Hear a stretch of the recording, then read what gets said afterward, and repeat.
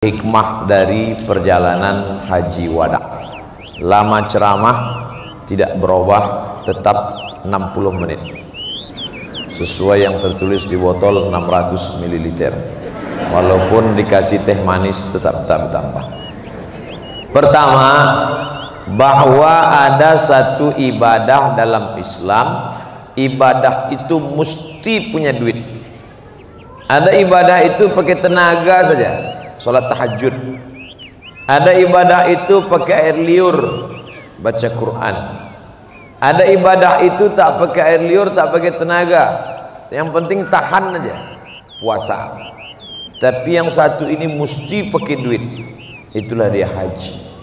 Dan orang yang beribadah pakai duit ini balasannya cash. Wal hajjul mabrur laisa lahu jaza illal jannah. Orang yang haji mabrur balasannya langsung disebutkan dalam hadis surga. Mudah-mudahan pertemuan Bapak Ibu jamaah haji ini adalah pertemuan para penghuni surga, insyaallah. Tapi kalau kita lihat dalam perjalanan Nabi, hajinya hanya sekali saja. Seumur hidup Nabi hanya sekali. Itulah dia haji wada. Haji yang terakhir, yang pertama dan penutup. 2 bulan setelah itu dia meninggal dunia. Haji bulan Zulhijjah, 10 Zulhijjah, 11, 12, 13 Tasyrik, meninggal 12 Rabiul Awal. Zulhijjah 10 hari, Muharram, Safar, Rabiul Awal, lebih kurang 2 bulan meninggal. Tak ada lagi haji setelah itu. Pelajaran pertama yang dapat diambil, hai orang beriman, carilah duit banyak-banyak, pergilah haji sekali saja. Bapak Ibu yang sudah nyetor ONH untuk berangkat haji kedua, ketiga 30 juta, besok pagi tarik duit itu balik, masukkan ke program dakwah pedalaman. Itu apalagi pergi haji. Yang sudah setor ONH plus 100 juta cukup sekali haji. Yang haji 2-3 kali. Karena haji hanya sekali saja. Ini kadang banyak juga yang pergi haji ini, yang pertama dulu kurang puas Pak Ustadz. Bukan kurang puas ibadahnya, shoppingnya. Ceret kuning belum dibeli, tempat celak belum, tasbih permata belum. Bapak Ibu jangan lupa, entah siapa yang menyusunnya di Makkah itu saya tak tahu. Ini hotel, ini masjid. Antara hotel dan masjid pasar, sehingga orang sekali ke masjid 2 kali ke pasar. Ini hotel, ini masjid, pergi pulang ke masjid berapa kali? Sekali, ke pasar 2 kali. Oleh sebab itu maka pergilah haji sekali saja. Umroh Pak Ustadz, ini saya serba salah cerita umroh. Mau saya minimalisir umroh, sementara di hadapan saya ustadz-ustadz gaib umroh. Saya sendiri pun bawa umroh. Tapi saya umroh setahun sekali. Karena memang Nabi umroh seumur hidup 4 kali. Umroh tahun ke-6, umroh Hudaybiyah. Umroh tahun ke-7, umroh qadha. Umroh tahun ke-8, itulah Fatu Makkah. Umroh tahun ke-10, haji wada. 4 kali cuman dia umroh. Jadi Bapak Ibu yang sudah umroh 4 kali, yang kelima tak usah jadi berangkat, duit itu masukkan lagi ke dakwah pedalaman. Apa maknanya? Bahwa beribadah itu merasakan nikmatnya sama antara mengeluarkan duit untuk ke Makkah dengan mengeluarkan duit untuk dakwah suku pedalaman. Kalau sama rasanya, berarti sudah menikmati ibadah. Saya Pak Ustadz, waktu mengeluarkan 30 ke Makkah nikmat, tapi waktu 30 untuk suku pedalaman sakit saya. Ngerti belum? Belum terasanya lagi ibadah itu. Karena ada embel-embel yang ke suku pedalaman tadi, masuk 30 hilang, tak nampak kesannya. Kalau yang ke sana tadi naik pesawat bolak-balik, tinggal di hotel, bisa pula selfie sama pramugari. Bagi bapak-bapak yang bininya tak ikut. Oleh sebab itu maka ini yang pertama, bahwa carilah duit. Ada satu kabupaten di Riau. Riau itu 12 kabupaten kota. Salah satu kabupaten miskin susah. Bupatinya ngomong ke saya, menurut survei ekonomi lembaga survei Ustadz, ini kabupaten kami termiskin, tersusah, termelarat, tapi jamaah hajinya terbanyak. Kenapa bisa begitu? Karena setiap mereka bertanam kelapa, bertanam karet, bertanam padi, bertanam sawit, niat di awal berangkat haji, berangkat haji, berangkat haji. Waktu menanamkan, menugal bibit padi itu, berangkat haji, berangkat haji. Di kampung lain enggak, kawin lagi, kawin lagi. Bukan saya mengatakan kawin lagi itu salah, tidak salah, tidak salah kan Bu? Tapi ini ada niat untuk berangkat haji. Maka adik-adikku yang belum berangkat haji, PNS kalian, ASN, pegawai BUMN, langkahkan kaki besok pagi berangkat. Bismillahirrahmanirrahim, la haula wala quwata illa billah. Aku kerja mau berangkat haji. Harus ada niat. Ini sekarang banyak orang, kamu belum haji, belum Pak Ustadz, ada niat, saya serahkan sama Allah aja Ustadz. Ya tak bisa. Kalau tak ada gerak dari Allah, tidak. Nah, kalau gitu jangan makan. Ketika haji dia katakan kalau tak ada gerak Allah, tapi makan siang tak ada, dia bercakap macam itu. Mestinya kalau orang konsisten haji bicara gitu, makan pun jangan bergerak. Kau sudah makan, belum ada gerak dari Allah. Kenapa waktu haji mengatakan gerak Allah, kenapa ketika giliran makan bergerak sendiri? Berarti tak betul cara berpikirnya. Oleh sebab itu maka ini poin yang pertama, bahwa ada satu ibadah besar bernama haji. Umat Islam mesti mapan ekonomi. Kalau tidak mapan ekonominya, batal ayat walillahi 'alan nasi hajjul baiti man istata'a ilaihi sabila.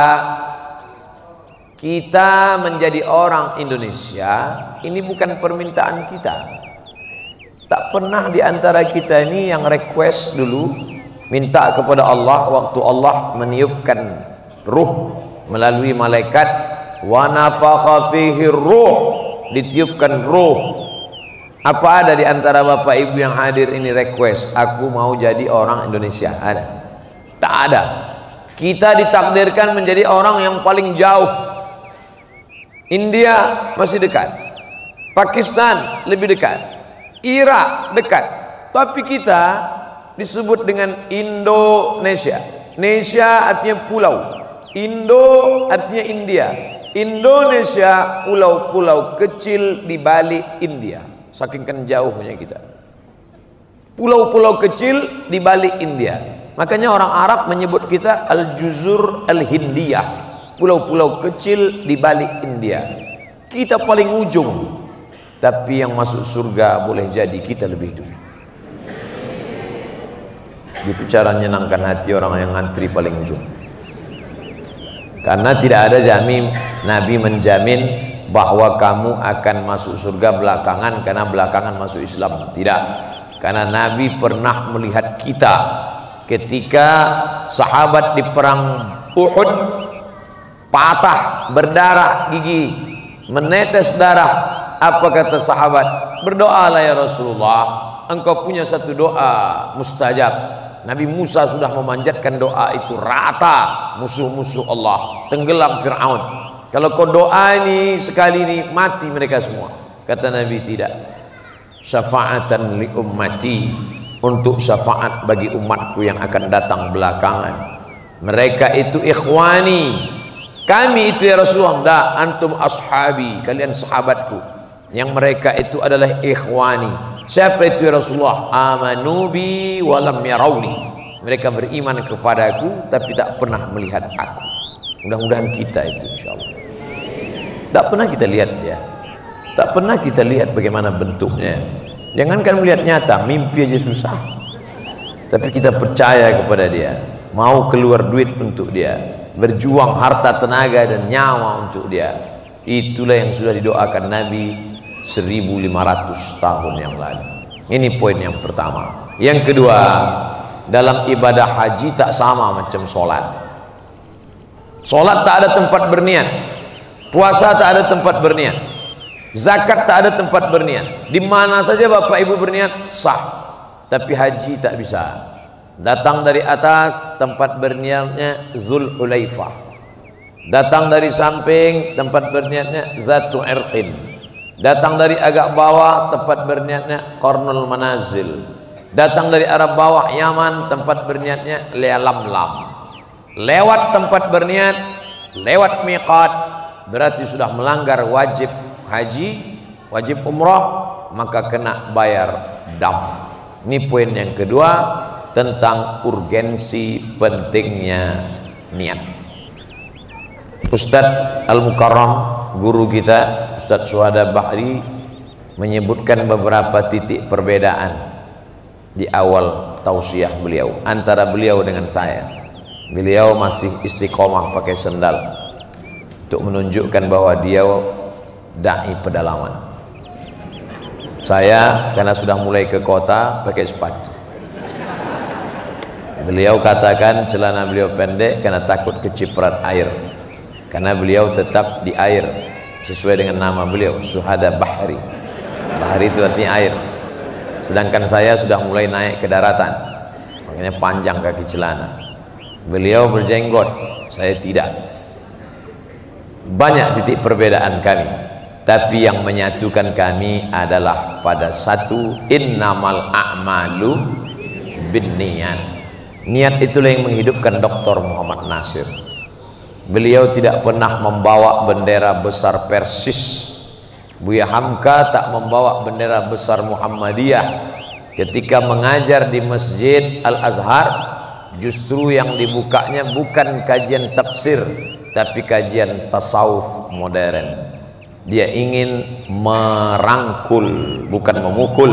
Dia ingin mengajak, bukan mengejek. Itulah yang ditulis oleh Syekhul Azhar, Profesor Dr. Syekh Abdul Halim Mahmud dalam bukunya Alhamdulillah Hazihi Hayati. Buku itu dia tulis ketika mau berceramah di India. Dari Kairo ke New Delhi, sempat dia menulis satu buku autobiografi berjudul Alhamdulillah Hazihi Hayati. Kata dia, dalam Islam ada aliran rasionalis Mu'tazilah, ada aliran Nassiyun tekstualis, ada aliran Irfaniyun karangan Sufi yang mengandalkan intuisi. Tiga aliran yang tak pernah bersatu: rasionalis, akliyun, Nassiyun, tekstualis, Irfaniyun yang mengandalkan ilham, intuisi, sixth sense. Tapi ketiga kelompok ini akan disatukan oleh satu titik. Apa dia? Mukhlishina lahuddin, ketulusan, keikhlasan niat. Saya kira itulah yang membuat saya dan sahabat-sahabat dari Dewan Dakwah bisa bersama. Walaupun dalam fikih mungkin kami berbeda. Saya kalau sholat bismillah saya jahar, sahabat-sahabat bismillahnya mungkin sir, atau bahkan mungkin tak pakai bismillah sama sekali. Tapi kami masih tetap sama-sama sholat. Antara pakai sendal dengan pakai sepatu tidak perlu dipermasalahkan. Yang penting masih sama-sama pakai alas kaki. Antara bercelana di atas mata kaki dengan yang tertutup mata kaki, kami tak pernah kelahi. Yang penting kami masih sama-sama pakai celana. Ada substansi, ada usul, ada furu'. Itulah yang membuat kami masih tetap bisa bersama. Dan haji mengajarkan kita mukhlishina lahuddin. Titik besar itu yang kita lihat. Makanya pertanyaan Ustadz Syuhada Bahri ke saya, yang ditanya beliau adalah di mana Ustadz dulu posisinya? Oh, saya di suku Talang Mama di Kabupaten Indragiri Hulu. Ternyata beliau dulu masuk ke suku Akit di Meranti. Tempatnya jauh, bedanya Talang Mama ke kanan, suku Akit Meranti di kiri. Meranti dari 3 pulau, Merbau, Rangsang, Tebing Tinggi, disatukan menjadi satu. Suku-suku pedalaman ini yang menjadi titik poin kita pada titik mukhlisina lahuddin. 3, saya selalu berceramah pakai poin-poin supaya nampak lebih ilmiah dan berilmu, dan juga untuk memudahkan wartawan-wartawan, intel-intel yang ingin mencari apa isi ceramahnya. Kadang mereka kan tugasnya dari kantor berat, simpulkan apa ceramah dia. Kalau ceramah saya terlalu tinggi, kasihan juga mereka payah menyimpulkan. Jadi dengan ini mudah dia menyimpulkan, sehingga nanti melapor ke atasan tak terlalu susah. Meringankan beban orang itu dapat pahala. 2 dia dapat, tugasnya selesai dan bisa merangkum ceramah. Yang ketiga, bahwa setelah sampai di kota Makkah Al-Mukarramah, ibadah yang pertama dilakukan adalah tawaf. Dan tawaf itu tak pernah putus kecuali hanya pada sholat fardu. Selesai kloter 1 naik kloter 2, selesai rombongan 2 masuk rombongan 3, terus berputar. Itulah kehidupan. Dulu yang mengisi Jakarta, mengisi Indonesia adalah kakek kita. Selesai putaran mereka, masuk giliran bapak kita. Selesai giliran bapak kita, masuk giliran kita sekarang. Kita pun sudah tak lama lagi, nampaknya ada yang sudah putaran 5, ada putaran 7, ada sedikit lagi mau Hajar Aswad. Tak lama lagi akan dilanjutkan oleh anak kita. Setelah anak kita, cucu kita. Harimau mati meninggalkan belang, gajah mati meninggalkan gading, manusia mati meninggalkan nama. Yang kan kau tinggalkan ini nama apa? Nama baik apa nama buruk? Oleh sebab itu kita hari ini mengenal nama besar. Siapa dia? Hadratus Syekh Hasyim Asy'ari. Mana orangnya? Tak ada. Siapa dia? Kiai Haji Muhammad Dahlan. Siapa dia? Syekh Ahmad Surkati. Siapa dia? Dr. Haji Abdul Malik Karim Amrullah. Siapa dia? Dr. Muhammad Nasir. Tapi jangan lupa, banyak juga nama yang tetap diingat. Siapa dia? Muso. Siapa dia? DN Aidin. Siapa dia? Yang ini mati, yang ini meninggal. La taqulu liman yuqtalu fi sabilillahi amwat. Jangan kau katakan mereka mati. Bal ahya, mereka hidup. Walakin la tash'urun. Cuman kalian tak bisa merasakan kehidupan mereka. Dalam ayat lain dikatakan, inda rabbihim yurzaqun. Mereka sebetulnya mendapat rezeki setiap hari. Inda rabbihim, di sisi Rabb mereka. Oleh sebab itu, tawaf mengajarkan kita tentang filosofi hidup, berawal dari Hajar Aswad, diakhiri juga di Hajar Aswad. Tolong Bapak Ibu yang kemarin memulainya dari Rukun Yamani, itu hajinya tak sah. Jamaah itu sendiri ngaku, Ustadz, waktu saya raba-raba kenapa tak ada Hajar Aswadnya dan sunyi? Itu Rukun Yamani. Salah dia, ditengoknya orang berkerumun dipegangnya. Salah memulai start tawaf, dan salah juga finishnya. Yakinkan engkau memulai dari Hajar Aswad, putar ke kiri, jangan melawan arus. Melawan berarti mati, dan tak boleh berhenti. Berhenti juga mati. Berhenti berkayuh berarti hanyut. Berhenti tawaf berarti akan terinjak-injak. Iya kalau yang rombongan di belakang dari Ciamis. Kalau dari Afrika, dilangkahinya aja kita pingsan. Oleh sebab itu maka yang bisa bertahan dalam tawaf ini adalah yang bergerak, walaupun geraknya pelan. Subhanallah walhamdulillah wa la ilaha illallah wallahu akbar subhanallah walhamdulillah. Tapi ada satu titik doa mulai berubah. Ketika sudah mengakhiri finish, maka tidak lagi kau katakan subhanallah walhamdulillah wala ilah, tapi berubah doa, Rabbana atina fid dunya hasanah wa fil akhirati hasanah, dan puncak dari kehidupan adalah waqina azabannar. Dibenarkan oleh pengakuan dokter dari rumah sakit yang hadisnya sanadnya bersambung. Langsung kita dengar malam ini dari Al-Mukarram Ustadz Suhada Bahri, ternyata yang selamat dari waqina azabannar hanya 7% saja. Sisanya hanya sekedar atina fid dunya hasanah wa fil akhirati hasanah, tak sampai waqina azabannar. Mudah-mudahan kita termasuk yang waqina azabannar.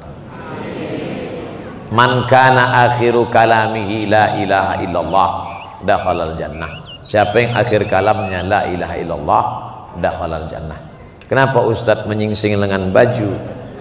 Saya ada feeling udah setengah jam. Betul, saya awali 9.15, sekarang jam 10 kurang 15, 60 menit, 30 menit lagi insya Allah selesai.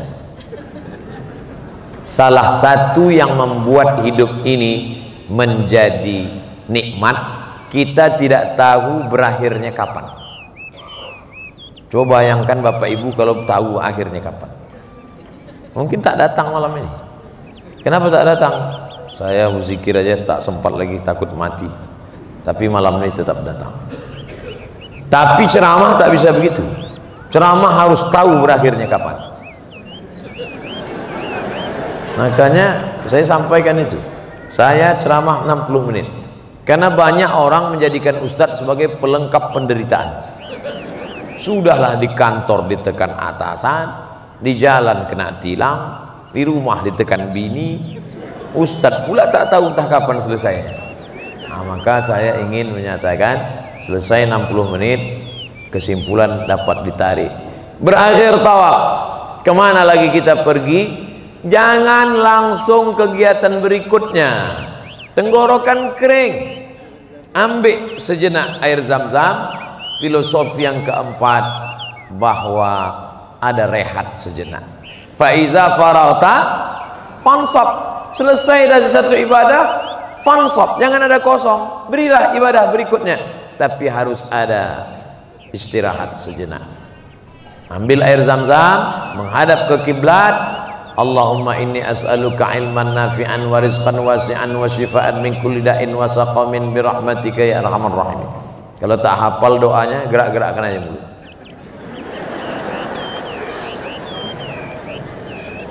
Kalau kawan bertanya, apa yang kau baca tadi? Terserah aku lah, mulut-mulut aku apa kau tanya. Apa yang dimintakan di situ? Ilman nafi'an wa rizqan wasi'an wa shifaan. Yang pertama ilmu dulu. Tak ada gunanya amal banyak, ilmu tak betul. Ilmu pokok pangkal. Makanya Imam Al-Bukhari lebih dulu mengawali kitabul ilm. Bagaimana cara ibadah. Habis kitabul iman, baru kitabul ilm. Tak ada guna beriman kalau tak berilmu, karena ibadah batal. Batal kalau tidak tepat ilmunya. Lalu kemudian rizqan wasi'an. Setelah ilmunya benar, rezekinya terbuka. Karena janji Allah, walau anna ahlal qura amanu, kalau penduduk negeri itu beriman, wattaqau, bertakwa, iman, takwa muncul dari ilmu yang benar, beribadahnya benar, la fatahna alaihim barakat, kami bukakan barokah-barokah, rezeki terbuka, ilman nafi'an, wa rizqan wasi'an, wa shifaan, kalau sakit sembuh. Tak ada guna rezeki banyak badan sakit. Apa guna rezeki banyak badan sakit? Makanya ketika Nabi berkata, la yadkhulul jannata ajuz, orang tua tak masuk surga. Menangis nenek-nenek. Jadi kami yang tua ini tak masuk surga. Nabi senyum. Kata Nabi, maksudnya bukan orang tua tak masuk surga. Orang tua nanti masuk surga itu muda balik. Umur 70 balik 30 lagi. Dan setelah kita pikir-pikir, betul juga. Coba bayangkan masuk surga umur 70 dikasih kacang goreng. kan bisa ditelan. Oleh sebab itu maka tak ada gunanya kalau banyak pun rezeki kalau badan sakit. Maka yang dimintakan saat rehat sejenak menarik nafas, ilman nafi'an wa rizqan wasi'an wa syifaan min kulli da'in wa saqamin. Tapi jangan lupa bukan karena doa kita, tapi karena rahmatnya, birahmatika ya arhamar rahimin. Berusaha saja tak mau berdoa, sombong. Berdoa saja tak mau berusaha, pesong. Pesong bahasa Malaysia ya. Miring, tak betul. Maka kita di situ disuruhnya berdoa. Setelah berdoa masuk yang kelima, sa'i. Kalau saya sedang manasik, saya tanya bapak ibu peserta manasik, apa tuh sa'i bapak ibu? Dari kecil Pak Ustaz. Sa'i buka kamus, sa'a yas'a, sa'i usaha. Berusaha. Kenapa usaha? Karena ada perempuan yang solehah, istri dari suami yang soleh, anaknya juga laki-laki yang soleh. Nama suaminya Ibrahim, nama anaknya Ismail, nama dia Hajar. Tinggal di tanah suci, tapi dia tidak hanya mengangkat tangan minta air, dia naik ke bukit Safa, dia pergi ke bukit Marwah. Dari Safa ke Marwah, dari Safa ke Marwah tak ada air. Naik ke Safa tak ada air, naik ke Marwah tak ada air. Rupanya Allah mau kasih tahu, bukan karena usahamu itu air ada wahai Hajar, tapi justru ketika sudah kembali Allah tidak keluarkan air dari tumit Hajar. Kalau ada orang melihat air di bukit Safa dari tumit Hajar, orang akan berkata ini kan karena usaha Hajar. Tapi ketika sekarang orang dapat berkata air itu keluar bukan dari tumit Hajar, tapi air itu keluar dari tumit anak kecil yang belum pandai berjalan bernama Ismail. Digesekkannya saja sedikit tumit itu ke pasir, memancar air. Apa kata Hajar? Zamzami, berkumpullah air, berkumpullah Zamzam, berkumpullah, berkumpullah. Air itu pun berkumpul, sudah diminum oleh seluruh orang di dunia selama 3000 tahun lamanya. 3800, karena Ibrahim pindah dari Babilonia ke Palestina 1800 sebelum Masehi. Sekarang sudah 2000, berarti 3818 tahun orang sudah meminum air itu tidak kering. Bapak ibu semua sudah minum air itu, baik Zam-Zam asli maupun yang palsu. Orang kita ini semua dipalsukan. Zam-Zam pun ada juga yang kawi. Nauzubillah. Apa maknanya? Allah ingin menunjukkan, hai orang beriman, kau usaha aja, lari kau ke bukit Safa, lari ke bukit Marwah. Kalau tidak dapat air, jangan putus asa. Boleh jadi bukan di Safa Marwah itu air dapat, tapi justru air sudah ada di tumit anak kecil yang belum pandai berjalan. Innama amruhu iza arada syai'an ayakula lahu kun fayakun. Tapi jangan ceramah saya ini dipelintir. Besok bapak dibangunkan istrinya, bang, abang tak pergi usaha. Allah memberikan air dari tumit kaki yang belum pandai berjalan. Ini ceramah sungsang namanya. Ceramah saya itu utuh, jangan dipotong. Maknanya apa? Usaha dulu. Bahwa tidak berhasil dalam usaha, Allah ingin menguji. Dalam hidup ada jihad, dalam jihad ada balasan, dalam balasan buah daripada amal. Maka kalau tidak ada usaha, sia-sia. Maka di sana ada filosofi sa'i. Yang keenam, setelah itu tahallul. Rahimallahul muhalliqin. Allah mencurahkan rahmatnya bagi orang yang mencukur habis. Yang paling afdal cukur habis, licin bersih. Tapi kalau tidak pun muqassirin, potong pendek. Apa maknanya? Rambut baru, semangat baru, tumbuh sesuatu yang baru. Dosa masa lalu lama bersihkan semuanya, bersih. Makanya begitu bapak sampai ke bukit Marwah, selesai tahallul sampai di Marwah, keluar dari pintu kanan nampak besar barber shop. Masuk ke dalam 15 real pakai listrik, rasa tanggal kulit kepala. Muqassirin muhalliqin, bersih. Maka al-umratu ilal umrati kaffaratul lima bainahuma. Dari satu umrah ke umrah berikutnya menjadi penghapus dosa. Sebagaimana tumbuh rambut baru, begitulah kita keluar. Kharaja kayauma waladathu ummuh, keluar seperti pada saat dia dilahirkan dari rahim ibunya. Lahir dari rahim ibu, cukur rambut, semangat baru. Karena anak yang baru lahir itu kullu mauludin murtahanun biaqiqatihi, setiap anak yang lahir tergadai karena akikahnya. Yuzbahu anhu yauma sabi'ihi, tuzbahu anhu yauma sabi'ihi, sembelihkan kambing di hari ke-7, yuhlaqu, dicukurkan rambutnya. Itulah mengapa kita bercukur, sebagaimana keluar ke alam dunia cukur bersih, begitu jugalah yang punya masa lalu bersih sebagaimana dulu keluar dari rahim ibu. Maka orang-orang yang pelaku dosa, yang gelap dunia, maka balik dari haji itu bersih. Tapi banyak juga orang merasa dinding sudah bersih, kotori sekali lagi. Ibu kemarin waktu di tanah suci kan bajunya panjang, menutup aurat. Ini kenapa tuntutan skenario, Pak? Saya profesionalisme kerja aja. Nah, ini yang terjadi sekarang. Tak ada kesan. Padahal makna mabrur adalah ada perubahan. Saya heran nengok Pak Haji itu, Pak Ustaz. Tak ada perubahan. Dulu sebelum berangkat bercelana pendek, sekarang tak bercelana sama sekali. Nauzubillah. Yang ke-7, ini khusus hanya ada pada haji. Al-Hajju Arafah. Kalau tidak bisa tawaf, bisa didorong. Tidak bisa melontar jumrah, bisa badal, dilontarkan. Tidak bisa sa'i, bisa dorong. Tapi kalau untuk wukuf, tak ada tawar-menawar. Makanya ada istilah safari wukuf. Walaupun 15 menit dibawa ke tengah panas di padang Arafah, buka kap ambulan, habis itu tutup, bawa balik. Al-Hajju Arafah, karena haji di padang Arafah. Disitulah pesan-pesan haji wada disampaikan Sayyidina Maulana Muhammad sallallahu alaihi wasallam. Di antara pesan itu pesan dakwah.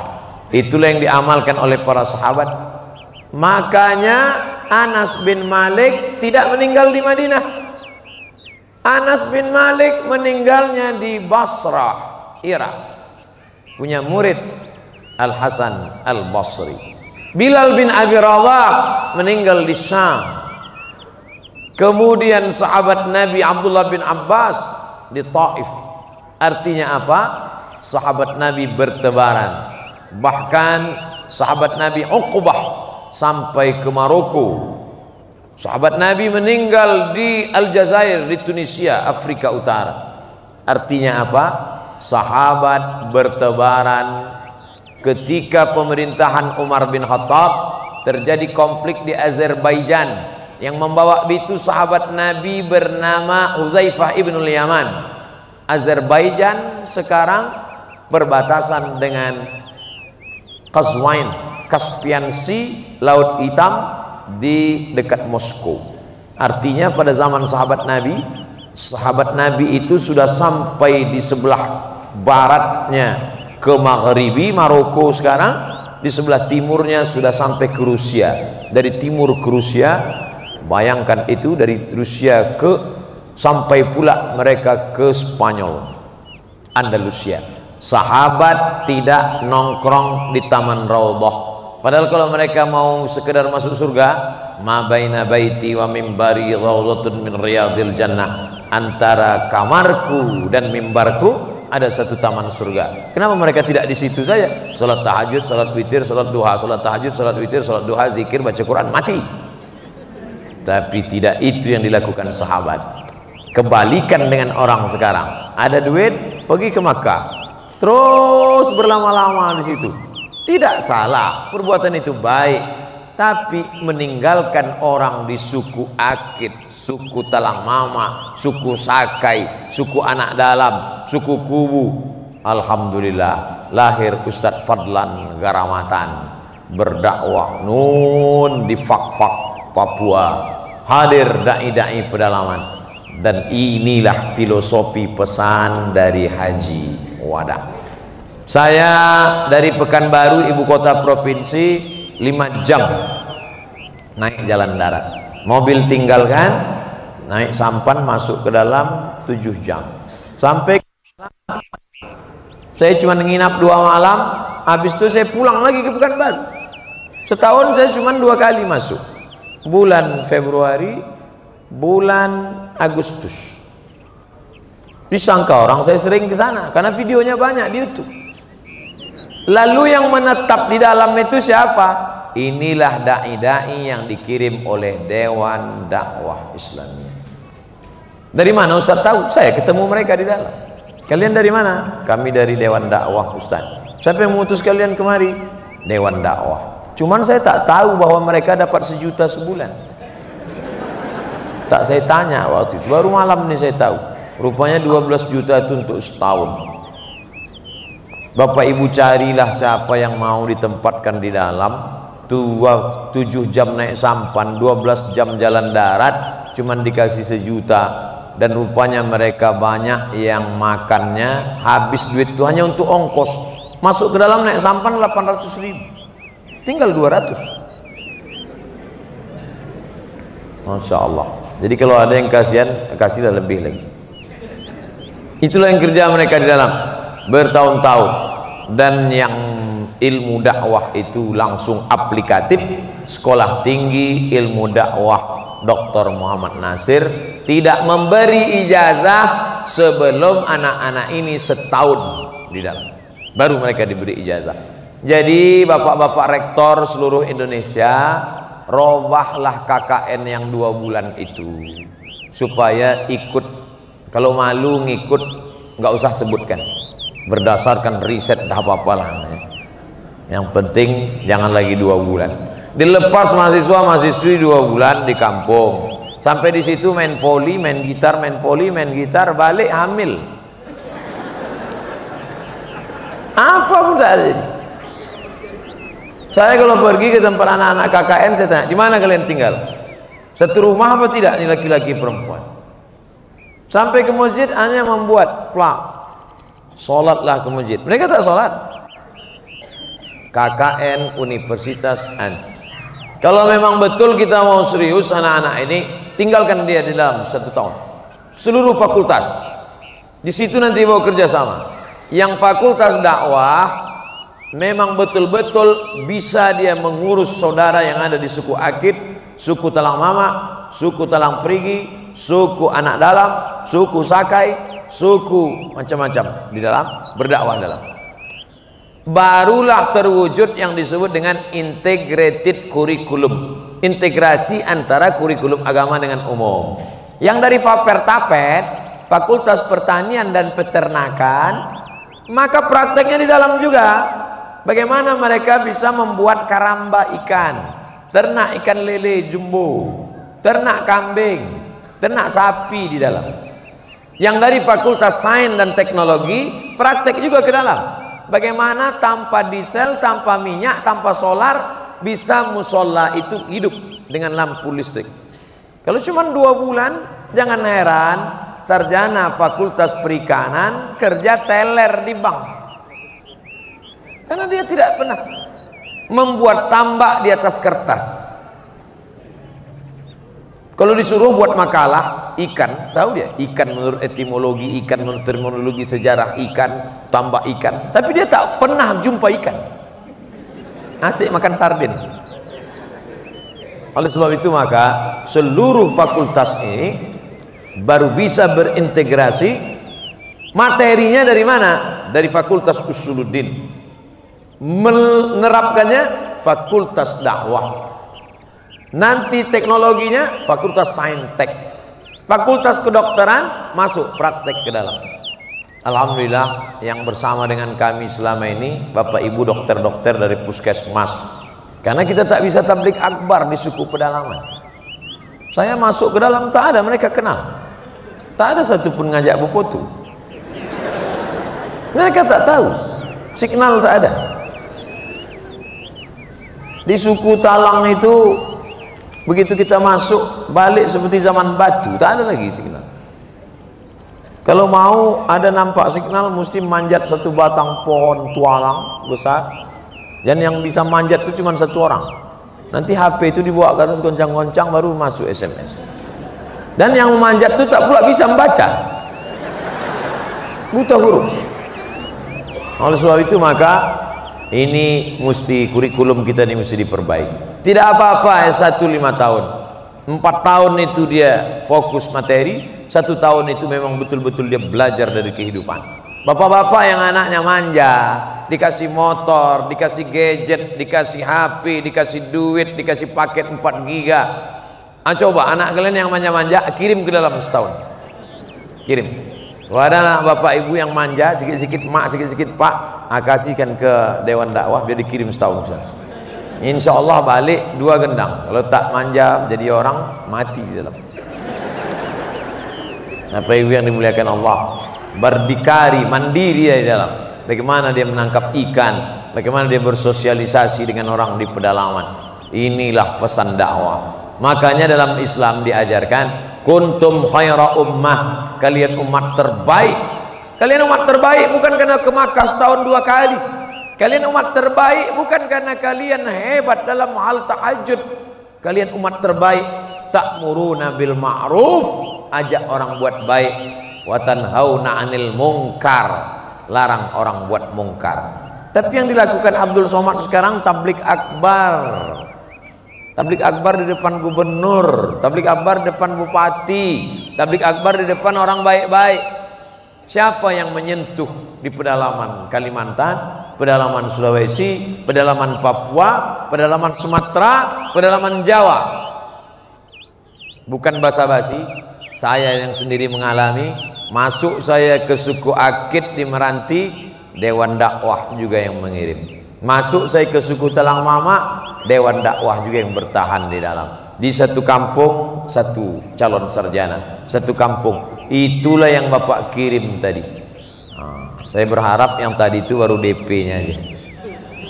Akan ada yang lebih besar lagi ke depan, insya Allah. Amin.